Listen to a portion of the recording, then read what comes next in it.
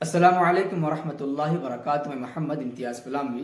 मुअज़्ज़ज़ नाज़रीन, मैंने बारहा ये बात कही है कि बरेलवी जो खतीब होते हैं, ख़ासतौर से देहात के इलाकों में जहाँ पर कम पढ़े लिखे लोग होते हैं, वहाँ के मुसलमान अक़ीदत में, मोहब्बत में, जलसों में खूब इंटरेस्ट लेते हैं और मोहब्बत में जलसों में खूब खत भी करते हैं। अपने उलमा के ताज़ीम में बड़े बड़े उलमा को बुलाते हैं दीन सीखने के लिए, लेकिन दीन सिखाने के नाम पर लोगों को गुमराह करते हैं ये बरेलवी जाहिल खतीब।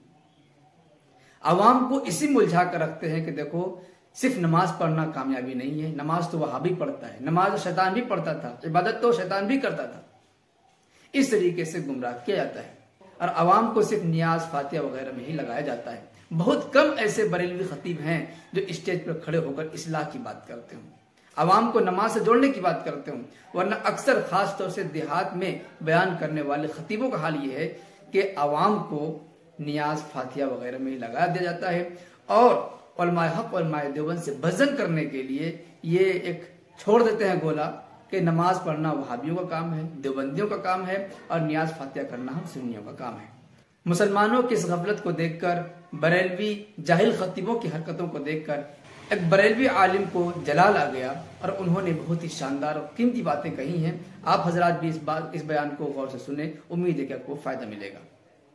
हम अपनी जहालत को छुपाने के लिए या कम अज कम हिज़्बे मुखालिफ के फर्द पर अपने इल्मी धौंस जमाने के लिए इतना बाउंड कर देते हैं, डरा देते हैं, ना वो कुछ से हमसे पूछेगा और ना हम जवाब देंगे। तुम तुम्हारे रास्ते पे, हम हमारे रास्ते पे।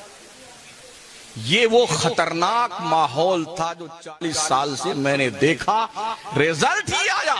हमारी सुन्नी कौम, जिस कौम के लोग हिंदुस्तान में 90% सिर्फ जलसा जुलूस करते हैं, खरबों रुपए पर एयर जलसों पे हम सुन्नियों के खर्च होते हैं। अल्लाह की इज्जत की कसम, जितने जलसे हमारे होते हैं, हमारा सुन्नी उतना ही जाहिल है।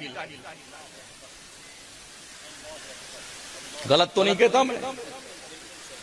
क्यों?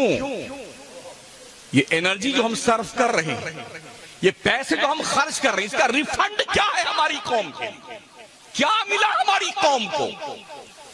हमारे सुन्नी को 90% ये पता नहीं है कि सुन्नियत क्या है, जबकि हर देवबंदी अहले हदीस जानता है कि देवबंदियत क्या है, वहाबियत क्या है। अब तो फर्क यही हो गया है, जो नियाज फातिहा न करे वो देवबंदी है, अहले हदीस है, और जो नियाज फातिहा करे वो सुन्नी है।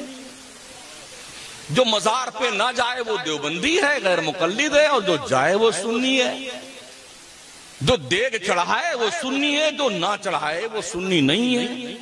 जो खड़े होकर सलाम पढ़े वो सुन्नी है, जो ना पढ़े वो सुन्नी नहीं है। क्या लॉजिक है? मैंने तो कहीं नहीं पढ़ा, ना कुरान में ना हदीस में, कि इस तरह करने वाला सुन्नी होता और इस तरह ना करने वाला देवबंदी होता है। हमने कहीं नहीं पढ़ा। किसी ने पढ़ा है तो मुझे समझा दे। हालात यहां तक बिगड़े हैं हमारे सुन्नियों के, जो ज्यादा गाली बकता है वो टनाटन सुन्नी कहा जाता है। जो नमाज नहीं पढ़ता वो पक्का सुन्नी कहा जाता है, इल्ला माशाअल्लाह। और जो नमाजी बहुत ज्यादा है, अरे देवबंदी लोग। दिल के फफूले जल उठे सीने के दाग से, इस घर को आग लग गई घर के चिराग से।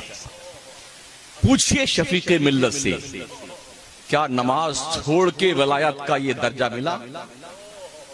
पूछिए ख्वाजा मोइनुद्दीन चिश्ती से, क्या नमाजें आपने छोड़ी? हमने जब उनकी हिस्ट्री पढ़ी तो मेरे ख्वाजा ने 70 साल तक ये पीठ जमीन से नहीं लगाई है सोने के लिए। क्या बात